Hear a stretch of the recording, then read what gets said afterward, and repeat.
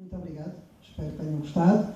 E agora a seguir temos uma sessão de perguntas e respostas com a Sharon e com o John Alexander. Alguém quer começar ou começo eu? Ninguém quer começar? Isto é normal, alguém tem que fazer a primeira pergunta, não é? Okay, I'll ask the first question. And the question is to Sharon.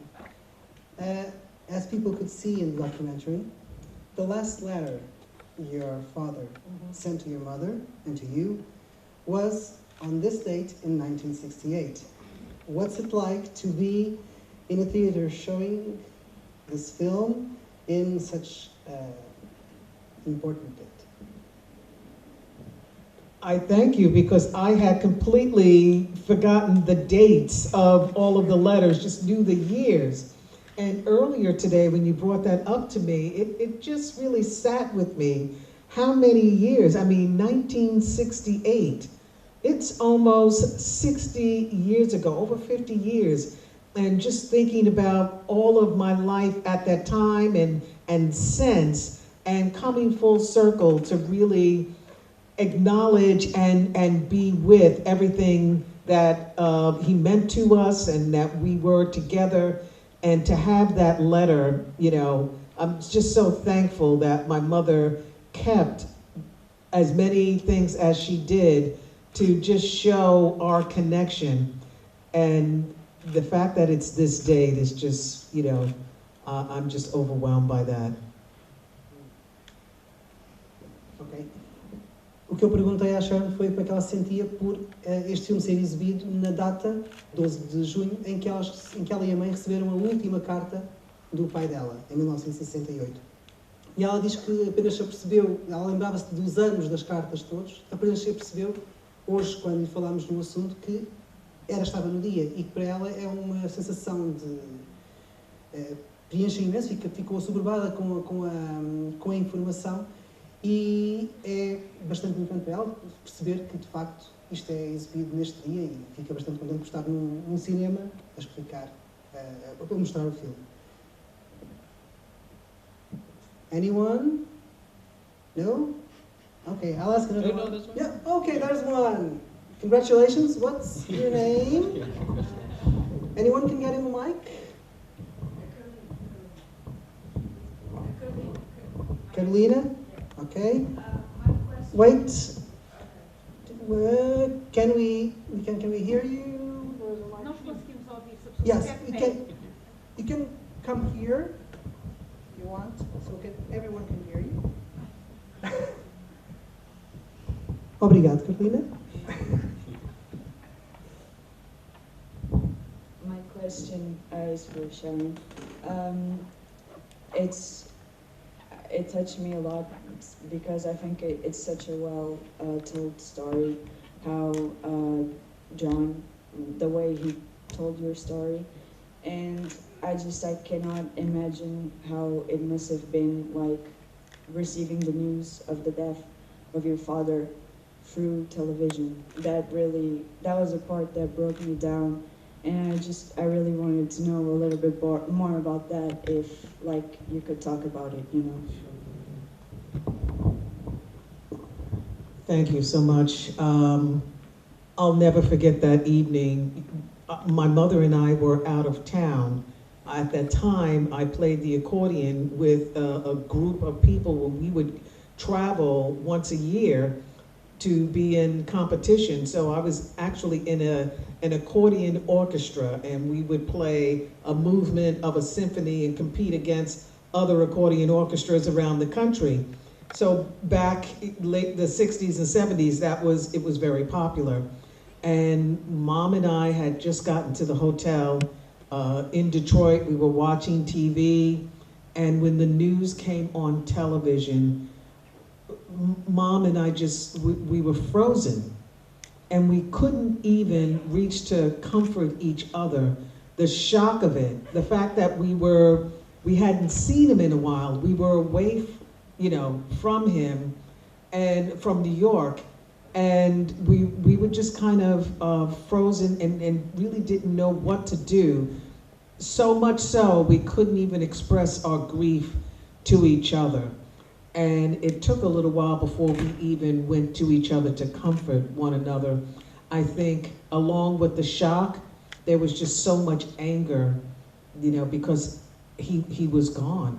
And there was no opportunity down the road for a conversation. And I couldn't even imagine what our lives would be without him. Even though he wasn't always there, he was a constant presence. So it was a lot of confusion, and thankfully, I think it was, by the grace of God that we weren't in New York, because we were told that we were not to go to the funeral. So to be in New York and be that close and not be there to properly say goodbye would have been more hurtful. The fact that we were away and nothing we could do, and we were surrounded by friends that weren't family, so it was, we had to keep our composure, but it was really, really hard. Thank you. A Sharon, perante a pergunta da Carolina como é que foi quando o pai da Locais Armstrong morreu, ela estava, onde é que ela estava e como é que se sentiu? Ela estava em Detroit, a bastantes quilómetros de distância de Nova York, e por isso foi-lhes, de certo modo, mais fácil suportar a questão, porque se estivessem mais perto teria sido mais difícil não ir, porque tinham instruções para não ir ao funeral por causa da situação de secretismo em relação ao facto de Sharon existir. E como tal, elas mal se podiam também confortar uma à outra perante o choque da informação, mas felizmente estavam rodeadas de amigos que permitiram que a situação fosse levada de uma forma um pouco melhor. Mais perguntas? Obrigado, Carolina. Okay. Rui. For little Satchmo, you never even mentioned a resentment. Is there any? Was there any? And for John, how did the idea come up? Thank you. By the time I got to the place of writing my story, I had worked through the resentment. For years and years, I resented both of my parents. And in my 20s, I was doing everything to not even acknowledge that they were my parents. When I say that, I didn't want to follow a career in show business. I didn't really become proficient in any of the instruments, and I went in a completely different direction, wanted to make my own way, and became extremely independent. A good therapist, thankfully, came in my life, and working with her and just really acknowledging the hurt that I had denied that it really bothered me that this was my life. When I faced it and worked through it, it came to a place where I had made peace, but I really made peace when I decided that I didn't want to live with the secret anymore, and then I started writing. And then I would write, and I'd read the material, and then I'd have to stop for a couple of months. And more than the resentment at that stage, we're talking 30 years later, was the sadness and regret for all of us, how we all missed out on each other. But coming to a place after that to realize whatever we had, and that I needed to accept it. Yeah, it's part of the rest. Pronto. A pergunta do Rui foi sobre a questão do ressentimento em relação à questão de toda esta situação e perguntou à Sharon como é que nunca viu isso retratado no filme em si. A Sharon, quando fez o filme, já tinha passado essa fase, teve-a muito quando tinha 20 e poucos anos, em que se autonomizou completamente do resto da família, e o que aconteceu foi que nos anos seguintes encontrou uma boa terapeuta que a ajudou a recuperar uma ligação positiva para com esta parte da sua vida e que lhe permitiu chegar ao ponto de depois escrever o livro de memórias que viria a servir de base ao filme do John. E ela, quando estava a escrevê-lo, havia momentos em que escrevia e tinha de parar para conseguir encaixar as coisas, voltar ao livro um pouco mais tarde, uns meses mais tarde às vezes, para poder voltar a pegar na história, para sentir de facto que conseguia avançar. E isso foi esse percurso que lhe permitiu chegar até agora, esta fase, sem esse ressentimento. John, now the other question, on how you got... Okay, yes. How did we get this off the ground? How did it come up? I think was the question. First of all, I'm so thankful that it came up for me, because collaborating with Sharon, I really feel like this was, obviously we amplified her voice in telling this movie, but personally, I feel like Sharon and I had a lot of fun collaborating. So, you know, it was really a great creative collaboration, and that's you know, one of the main things that attracted me to this project, because it's not so much, I mean, it is about, when you're picking projects, what it's about, but it's also about who you're working with, and this just worked, you know, and our team behind us, which is a very small team, including our baby running around in the halls, but it's a team that's a little family unit. How it came up, I almost love it when Sharon actually answers this question. I feel like I stumble through this question because it's always asked, but the short version is our producer, Leah Umberger, who is based in Florida, where Sharon is also based, had approached Sharon at some point about saying she wanted to adapt her memoir, her published memoir, published in 2012, into a documentary, and that she had a director in mind, and that director was me. Based on a previous work I had done, which was another documentary called This Is Love, which I recommend you also look up if you're curious about that film, but very different film.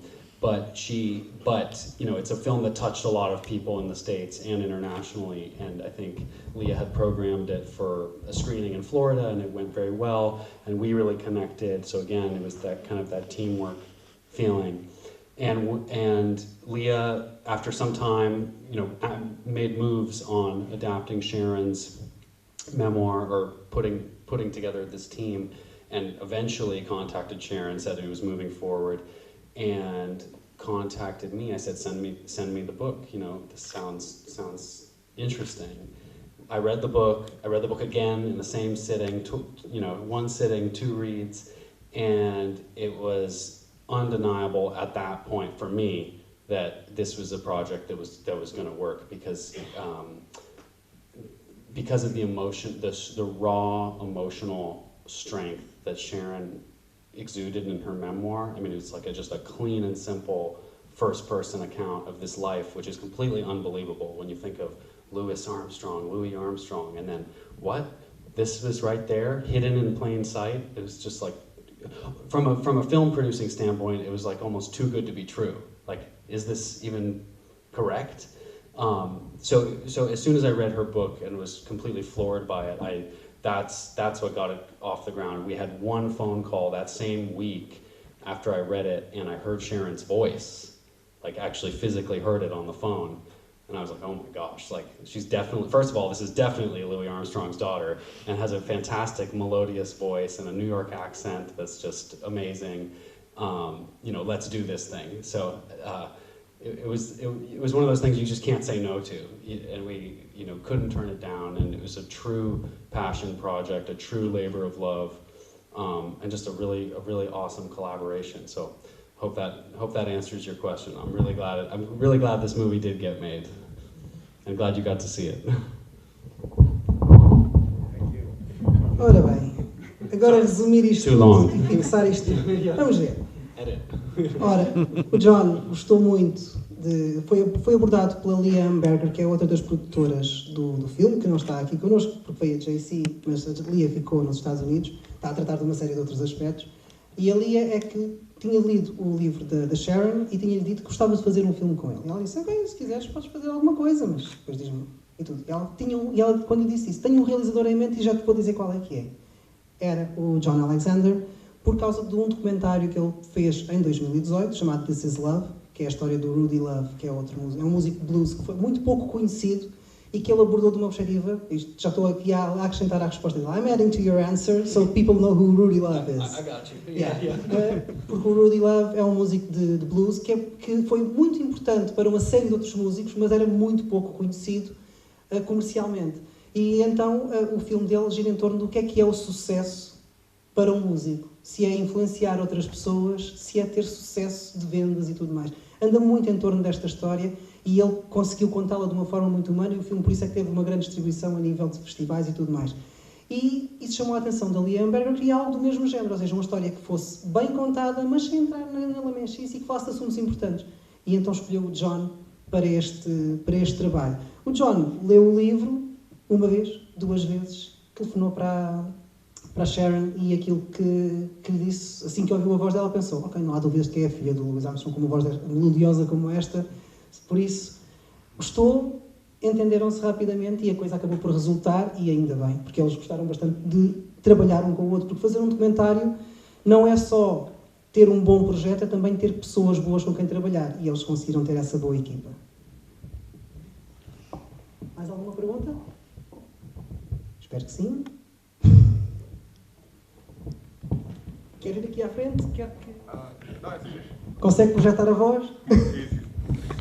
So, I have a question. So I was wondering, so your father was basically the biggest star of his time, or one of the biggest stars of his time. So how is it possible that no one ever knew, that no one ever told the papers, no one told the press that this story just, it never came out? I guess today we live in social media time and all that, and you didn't have any of that at the time, but how, it's just because it wasn't like he would provide financially for you, he would send you letters, he would go to your house. Yeah. So maybe there weren't paparazzis, I don't know, I'm just very curious. Maybe it's very naive as a question, but I'm just really, really curious. No, it's a very good question. And the times were very different. So a lot of what he did for us financially was done through his booking office. So through his manager.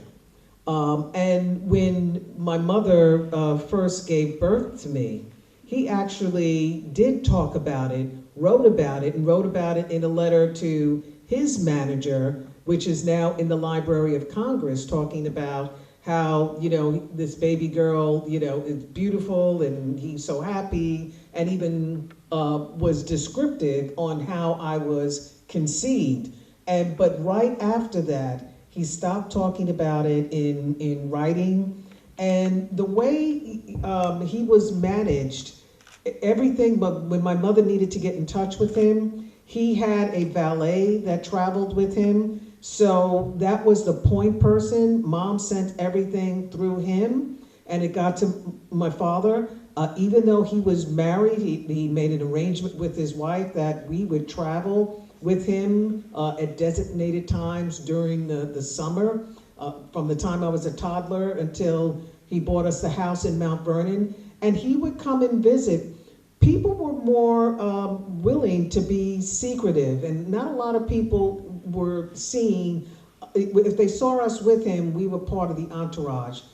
But it was really how his managers handled everything, and the fact that he had a lot of people going in between that kept it secret. And also, my mother had been married and was widowed. So when people saw Mom and I in our home in suburbia, not a lot of questions because she was a widow. But it was kind of hard for me to really contain. So some of my friends knew, and it was that big secret, but everyone in the family understood that they weren't to talk about it. And my mother was very strict to let everybody know, no, this is to be kept a secret, and everybody did.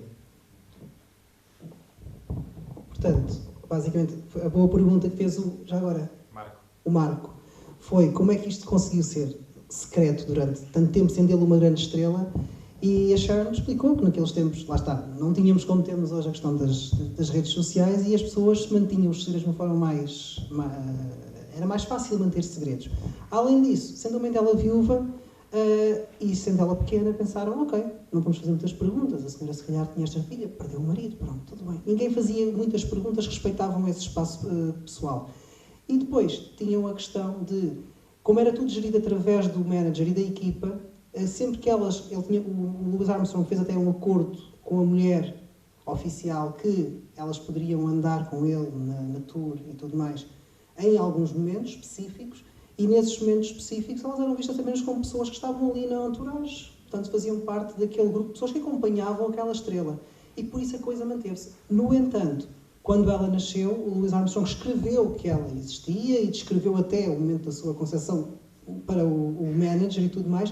Isso está arquivado hoje em dia na Biblioteca do Congresso, nos Estados Unidos, essa carta que ele trocou com o manager, mas foi a última vez que ele escreveu, porque possivelmente recebeu depois instruções do manager para vamos manter isto por aqui, tu não falas mais de um assunto, e a partir daqui a coisa é gerida desta maneira. E por isso foi possível manter este segredo durante tantos anos. Havia alguns amigos da Sharon que sabiam da história, que ela contou a alguns amigos, the closest friends, right?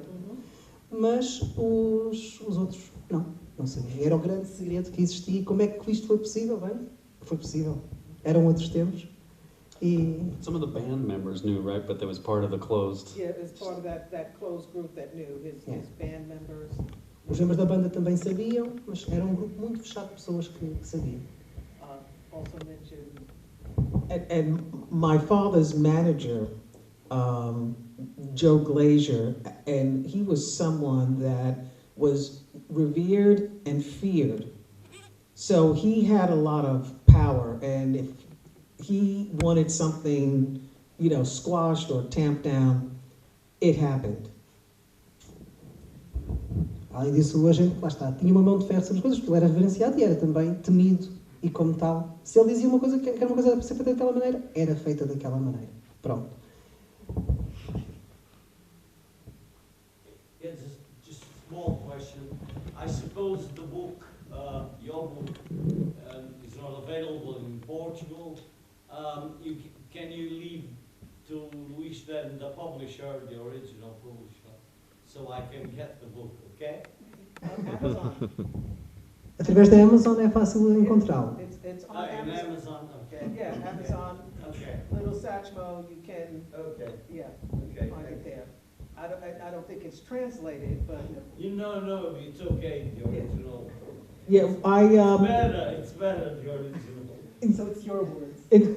I had a literary agent and a co-author, and with the intention of looking and getting a publisher, but we were not able to secure a publishing deal.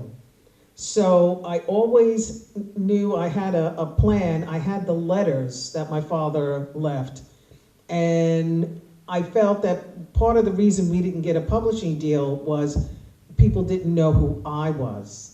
And it was, it wasn't, they didn't want to lead with that. They didn't know, to put it in music or marketing. And to self-publish, I felt I needed to kind of create some awareness. So I put the letters and other memorabilia up for auction. And the one condition I had was that I would get a press release from putting the materials up for auction. And we put it at a very high opening bid, and the letters did not sell, which I was hoping that they would not. And I did get the press release, and that led to an article in the New York Times and the New Orleans Times-Picayune and other publications and other events to get it out there. But, and I self-published as well. So that was the way the book got published. Long answer, sorry. That's quite a strategy. Very smart. Yeah. I've been in marketing for a long time. I should know a thing or two. Portanto, para quem não percebeu, basicamente o Rui perguntou pela questão do livro, quando é que podia obtê-lo. Na Amazon está disponível, procurem por Little Satchmo, conseguem chegar lá. No entanto, a Sharon conseguiu publicá-lo, mas não foi fácil. Ou seja, inicialmente ela abordaram editores, mas ninguém a conhecia, por isso não foi fácil. E então foram para o plano B, que foi... fizeram um evento que era leiloar as cartas, mas por preços e outros objetos, outra memorabilia sobre o pai dela, que ela tinha para criar um evento em que tinham aquilo, sem um comunicado sobre o assunto. Felizmente eles meteram um preço suficientemente alto para ela não conseguir vender as cartas e mantê-las, e com isso criou visibilidade suficiente para a situação, porque saíram artigos no New York Times e em outras publicações, e isso fez com que, de facto, fosse mais simples depois ela avançar com a publicação, com a edição de autor, em que já as pessoas sabiam que ela existia, quem é que ela era, e tivessem curiosidade pelo livro. Portanto, o marketing durante uns anos até lhe fez bem, ela até sabia o que é que fazia na profissão. And when we made the commitment to make the movie, I felt that my time with the material was complete. So through the person who evaluated and appraised the letters, through her, she connected me with the Library of Congress, and they were interested in the collection and accepted the collection. So all of the letters and memorabilia are now in the Library of Congress. E quando foi a altura do filme, ela entrou em contato com a pessoa que tinha feito a avaliação e conseguiu que todo o material fosse parar à Biblioteca do Congresso para estar disponível ao público, porque eles mostraram interesse em ficar com aquele material, obviamente.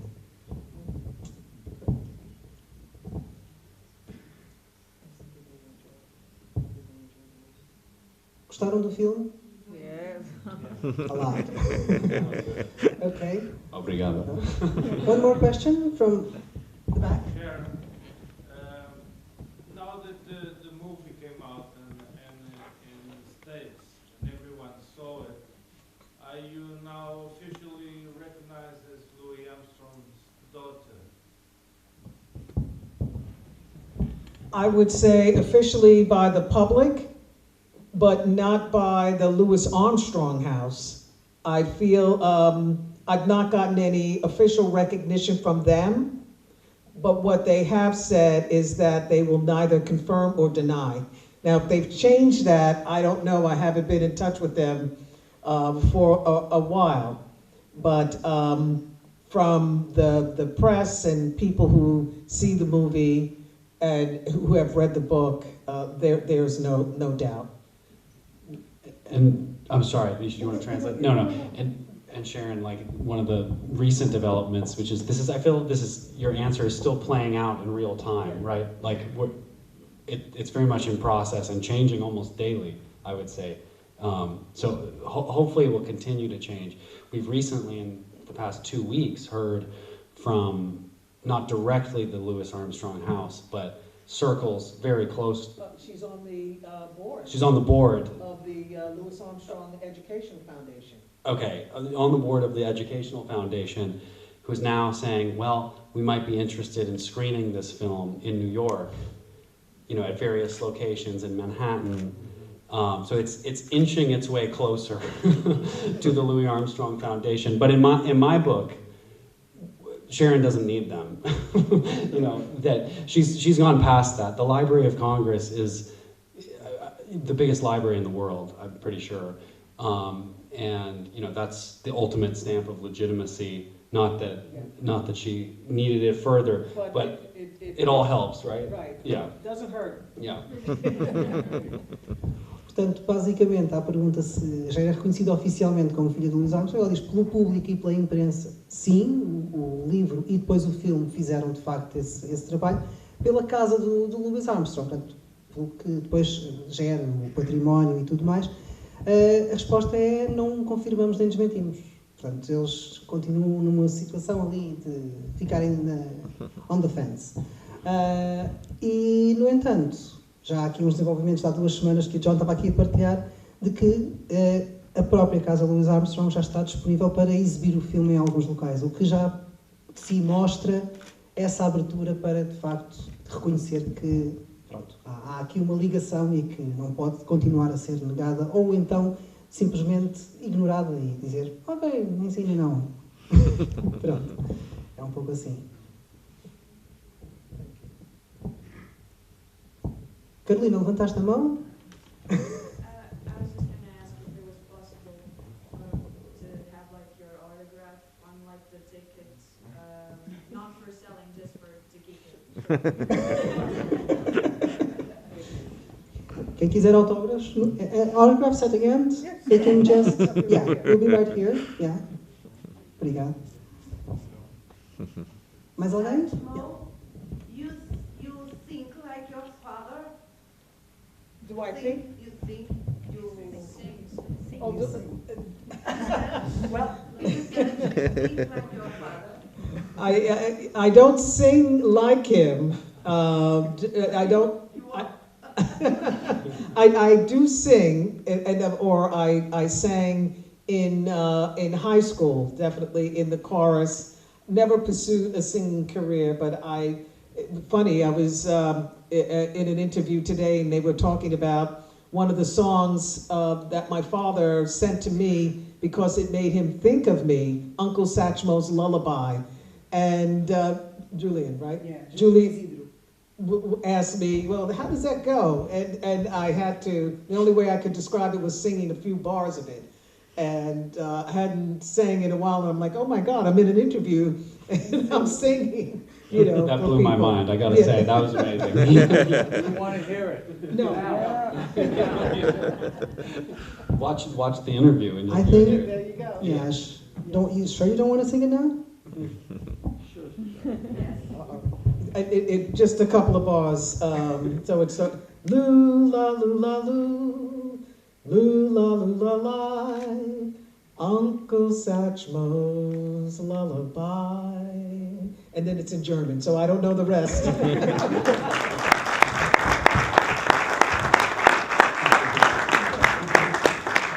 A Sharon, durante a tarde de hoje, foi entrevistada pelo Júlio Isidro para o Inesquecível, que é um programa da RTP, e durante a entrevista ela cantou esta canção, porque o Júlio a certa altura perguntou essa canção como é que era e tal. Já tinha estabelecido ali uma grande cumplicidade com ela e ela começou a cantar naturalmente na entrevista.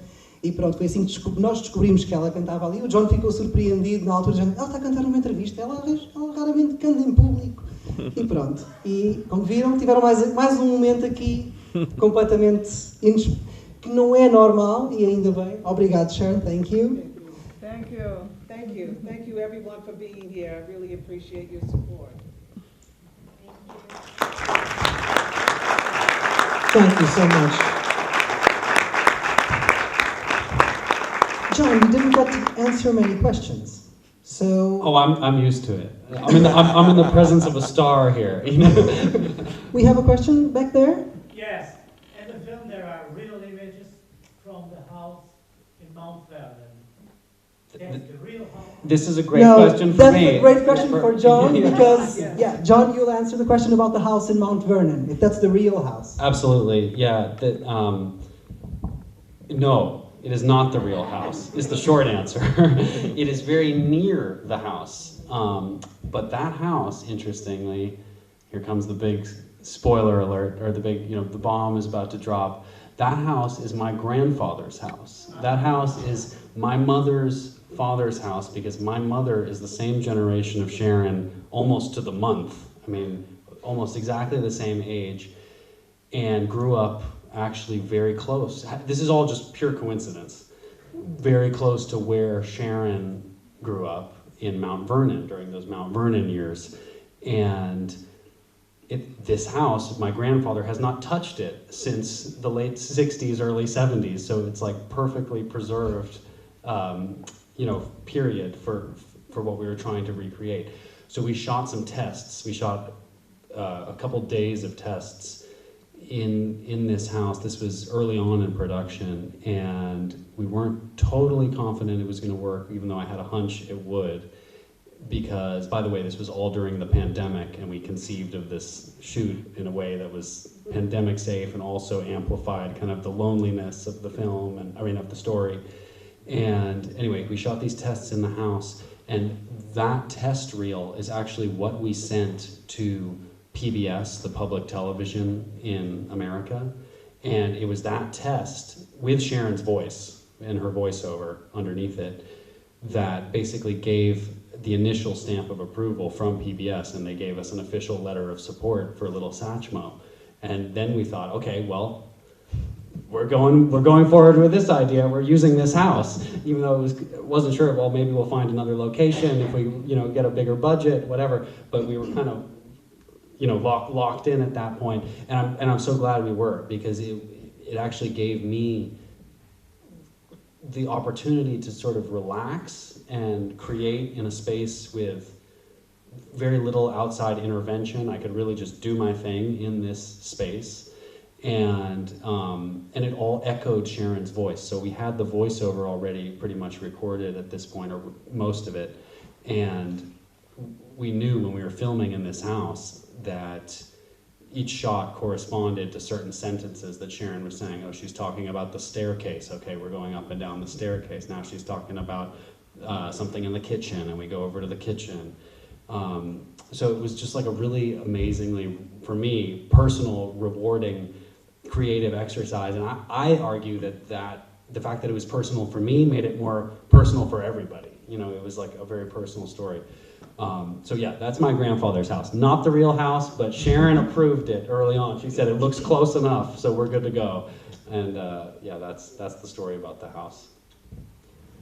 Portanto, a casa não era a casa original de Mount Vernon em que a Sharon e a minha mãe tinham vivido, mas era a casa do avô materno do John, e em que a mãe dele tinha crescido, e que a mãe dela é da mesma geração, pouca distância, em termos de quase o mesmo mês que a Sharon, e portanto eles filmaram ali um pouco algumas das divisões, com o voice-over da Sharon a contar um pouco da história, mandaram para a PBS adorou a ideia, eles tiveram uma carta de recomendação, conseguiram arranjar depois o financiamento, e aquela casa acabou por ficar porque a Sharon disse, não, é suficientemente parecida com a casa para poder de facto ser a casa metida no filme.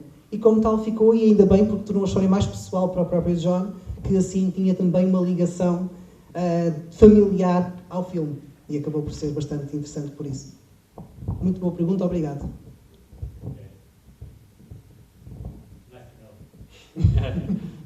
But I must say, I'll just add one, I am always so excited and relieved, and I just think it's kind of magical that often we get that question, but I would say more often than that, we get people just assuming that it was the house. Oh, it's so great, you got access to her house.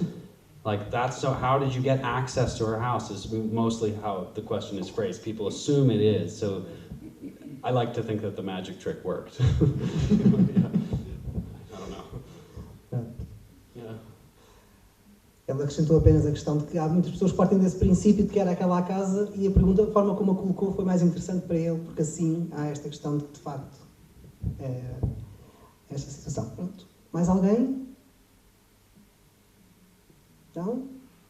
Então eu agradeço a presença tanto da Sharon como do John, e do Howard, que está ali sossegadinho, e da JC, que está lá fora com a bebé, com a Ellie Mae, e de todos vós que estão aqui. Obrigado por terem comparecido, por terem visto esta história, por se terem eventualmente identificado com algumas partes dela, e por terem gostado.